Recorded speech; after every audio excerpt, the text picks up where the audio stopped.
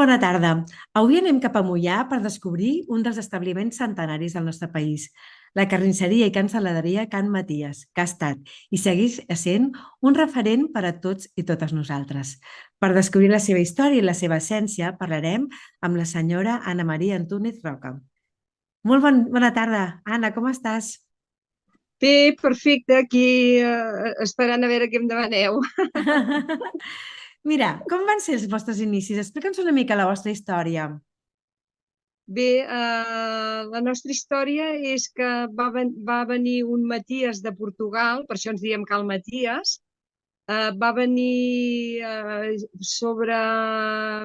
rodalies del 1800 i alguna cosa, i va venir com a sabater, o sigui, no era carnisser, era sabater. I després, en els anys, suposo que devien necessitar pell per fer les seves coses dels curtits, i eren gent, hem sigut sempre gent negociants, la família aquesta. I van començar a fer de carnissers, que es va començar, la primera data de carnisser a Moià d'aquests Maties és el 1850. Molt bé. I ha sigut un establiment que ha anat passant de generació en generació, de pares a fills. Explica'm ara, Anna, qui ets tu? Que ets la que portes ara a l'establiment. Soc una sisena generació. Sisena, i tinc la meva filla al darrere, que és la setena generació. Uau, molt bé. I com vau aprendre l'ofici? Com vas aprendre tu l'ofici? Vaig néixer ja aquí, ja no vaig néixer ni a l'hospital, vaig néixer aquí a la carnisseria, aquí on estic ara. Vaig néixer en aquesta carnisseria. O Imagina't. sigui que no, només hem fet que, com els meus fills, hem viscut sempre entre els ganivets, jo més que ells, perquè nosaltres aquí a casa ens matàvem els animals i tot, i Uau. estàvem envoltats, vivíem a la casa, però en un cantó hi teníem porcs i a l'altre hi teníem xais i cabres. O sigui que vivíem com si fóssim a pagès, però a més teníem la carnisseria. Ostres, Després, amb els anys, el bestiar desapareix del poble, perquè la gent sent mala olor i es va traient i es va portant a pagès. Però nosaltres érem una família molt gran, perquè jo som 6 germans, i a més hi havia els avis, els pares, els que ens ajudàvem, érem unes 12 persones a la família. carai. I vivíem en un cantó hi teníem els porcs i a l'altre hi teníem els xais i les cabres. Sí, Escolta, sí, Anna, digues. quins són els vostres valors? Servir bé, i atendre al màxim de bé, tenir una relació bona amb el client i servir gènere de proximitat i bo, tot molt bona qualitat. I on seria la clau de l'èxit de la vostra carnisseria? La clau de l'èxit, jo penso que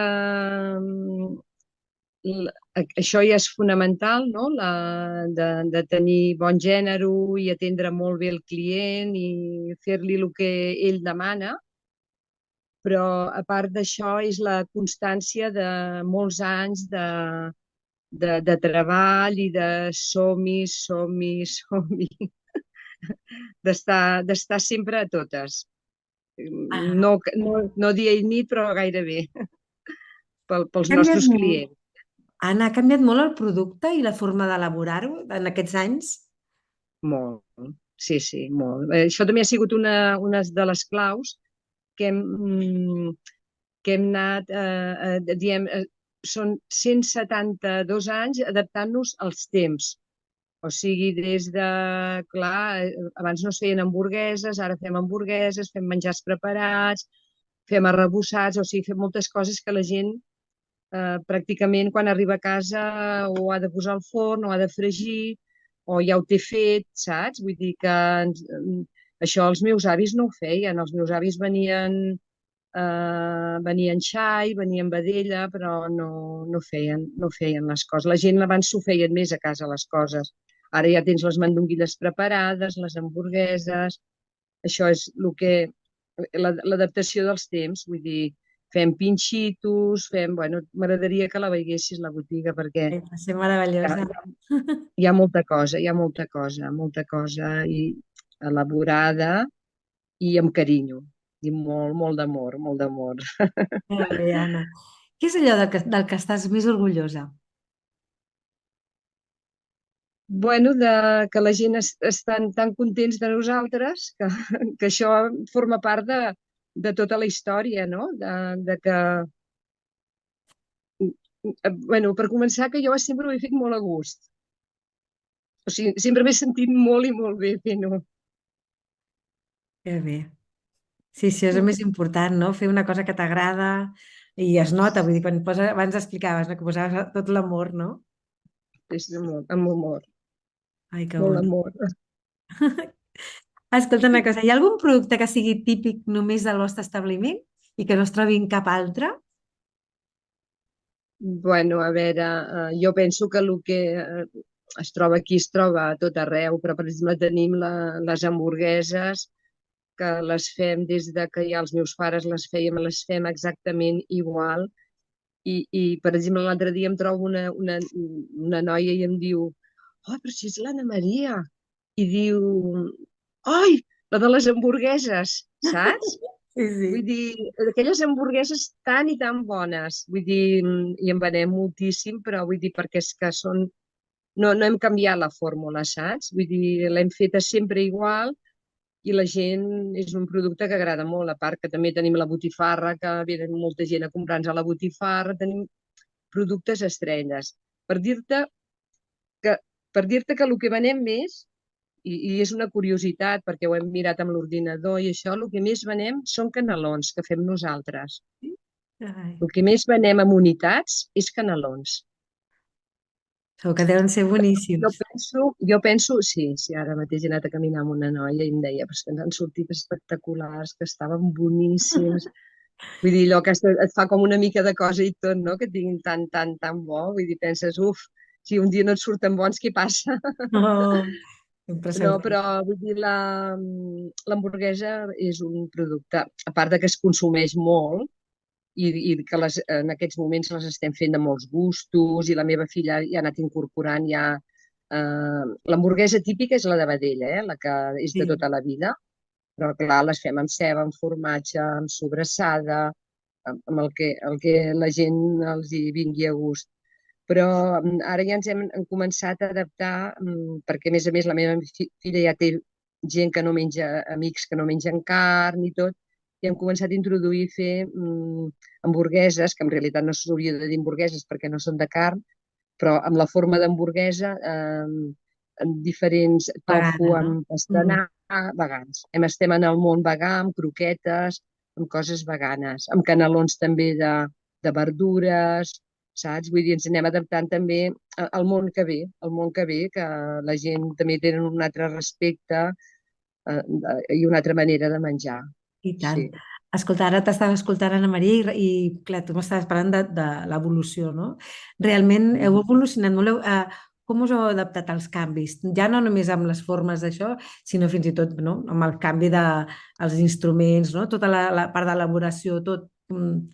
Sí, però bueno, jo crec que hem evolucionat més en fer coses noves i tot això, perquè la maquinària, som una empresa petita, m'entens? Vull dir, som petits, Mm. som una empresa en què som 7 treballadors, vull dir, som petits, i la maquinària, el que tenim és màquines per tallar embotit, tenim una serra per tallar els ossos i tenim les màquines de remenar la carn, la màquina picadora, però vull dir que no tenim molta maquinària, no el Ah. tenim, Mhm. Escolta, tens alguna anècdota que hagi anat passant de pares a fills? De pares a filles, en aquest cas. Sí, bueno, a veure, l'anècdota és que, no és anècdota, però que d'una manera jo he trencat la, les generacions, per dir d'una manera, perquè sempre havia sigut, sempre havia sigut el de pares a fills que es anava, però sempre era un home el que Ah, seguia el negoci, no? I quan dels 6 germans que érem, la meva mare no es trobava bé, va dir això ha de continuar algun negoci i la meva mare va dir, ostres, la que més t'agrada el negoci és a tu, però el meu pare no em volia a mi, volia que és continués dona. un dels meus germans perquè fos el mateix nom, fos Antúnez, que som Antúnez, perquè molta gent deia Cal Maties però també en deien a Cal Antúnez, perquè tampoc n'hi ha molts aquí a Moià d'Antúnez. Mm. I al final ho vam agafar el meu home i jo, el negoci, i vam posar Maties per quedar, o sigui, però el cognom d'Antúnez s'ha perdut, Perdut. S'ha perdut. Bueno. S'ha perdut, bueno, el sé jo, però bueno, el negoci continua, vull dir, amb la mateixa sang, per dir d'una manera, Sí, Anna sí. Maria, abans explicaves que quasi havies nascut aquí dintre. Quin és el teu primer record de la botiga, no? De la cancel·laderia? Bueno, a veure, els records és de sempre haver vist botiga, o sigui, sempre hi havia la botiga i després tinc records doncs, de, dels meus avis, de tota la família, molta gent menjant a casa, amb això que et dic dels porcs dels xais, tot això ho he viscut de molt petita. Per dir-te el primer record, no sé dir-te, però bueno, poder els primers records és veure com mataven un animal, ho entens? Sentir el plor d'un cabrit, el que crida un xai, saps? Explica'ns per què és necessari el comerç tradicional i de proximitat com el vostre. És necessari perquè el comerç tradicional i com el nostre, que n'hi ha diversos aquí en el poble, i almenys aquí a Moià, si no hi ha aquest comerç, no hi ha vida. Un poble queda mort. I el comerç aquest dona molta vida. Llum, color, aparadors, comunicació de la gent que van d'un cantó a l'altre. Vull dir, i si no hi ha comerç, es veu un poble mort.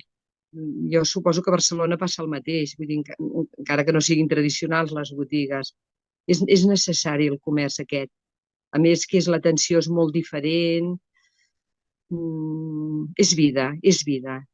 Sí, sí, digue'm. Anna Maria, i ara en la digitalització, com us heu adaptat? Ho esteu fent servir o ja Sí, teniu tanta clientel, que hi ha clients que no necessiteu? no, sí, sí. Nosaltres, quan va haver lo de la pandèmia, com que vam veure que els nostres clients i més clients necessitaven, no podien sortir i havien de menjar, doncs vam treballar més que mai, perquè de seguida ja vam posar aquest telèfon, bueno, aquest no, l'altre, vam posar un telèfon per l'empresa amb WhatsApp, i la gent ja... A part d'això, hem tingut molt el boca a boca, amb aquests petits negocis, fa molt el boca a boca, perquè tenim clients que els enviem la carn i no sabem qui són, no els hem vist mai, només els hi coneixem la veu. Vull dir, no... Però ja és una cosa que ja ho fèiem, d'enviar carn a Barcelona. De molts anys ja els meus pares ho feien. Ja un dia a la setmana Mhm. s'aixecaven a la nit i preparaven els paquets i un recader d'aquí al poble, que ja no existeix, ho portava a Barcelona.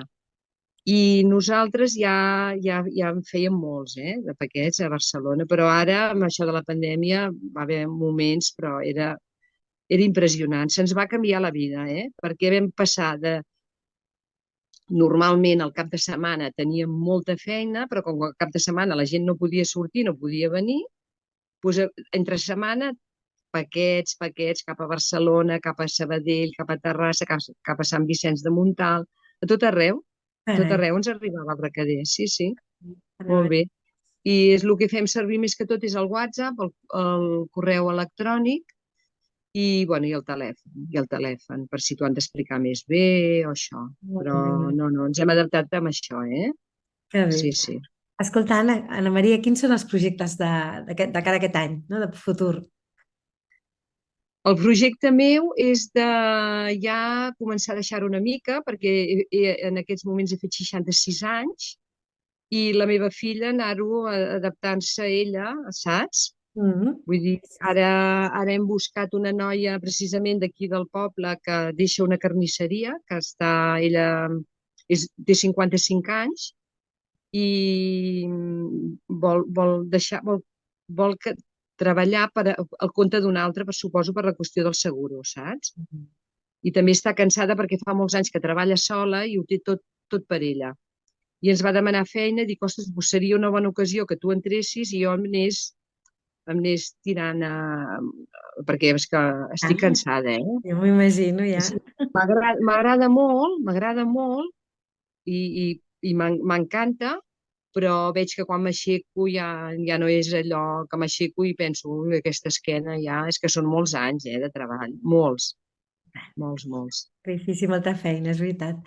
Anna Sí, Maria, m'ha encantat xerrar amb tu. Moltíssimes gràcies per compartir amb nosaltres totes aquestes vivències, no? De la història de la sí. cancel·leria i carnisseria Can Maties. I Sí, ara el que tinc la il·lusió és que la meva filla vol seguir i la seva parella està treballant en un altre projecte, perquè és fuster, però aquest noi sap molt d'això de les xarxes, ho entens? Inclús per fer les coses de comandes i tot això, que jo encara ho faig per dir d'una manera així a l'antiga, no? Vull dir, en paper, i ells jo penso que tot ho faran a través de l'ordinador, que això també t'evita molt, no tens molt més organitzat que el meu, em clar, penso. Penso que el jovent ho tenen d'una manera una mica més, que els hi serà més fàcil. Jo ho tinc, el meu ho tinc, la veritat és que ho tinc a la mente. Quan faig ella fa la comanda de tot el que és formatges, l'embotit, molt embotit ens el fem nosaltres, tot això ho porta ella. Però el que és carn fresca ho porto jo, però jo ho porto amb el meu cap i amb la visualització del taulell. Començo per un cantó i penso, et falta això, et falta allò, i vaig fent l'encàrrec sobre la marxa. El que nosaltres també, el que dius, això també és cultura, el que fem, perquè al final a la gent els estàs ensenyant i aprenent tot el que és el nostre món, però a més amb gènere que és d'aquí, que és, o sigui, els animals que venem, mira, aquest és d'aquest pagès, per exemple, ara mateix ha vingut un noi jove a portar-me cabrits, que són d'ell, que són de la casa de pagès tal, ho entens? Tot ho tenim als pollastres de tal pagès i estem apoyant molt el pagès jove, que representa que també és com una generació de la meva filla, que potser és una cinquena o setena generació de pagès, i que els estem apoyant perquè no perdin i que encara que ho haguem de vendre una mica més car, però que ells s'hi guanyin la vida, i tant, saps? i tant, i Vull tant. dir, perquè ho estem mirant. I ara això de què en fareu de tota aquesta entrevista? Que a part un moment, Maria, moltíssimes gràcies per compartir amb nosaltres totes aquestes vivències i és un orgull Perfecte. escoltar-te, ja que potencies, no? Amb la cultura i les tradicions del país. Moltes gràcies Sí. per ser-hi.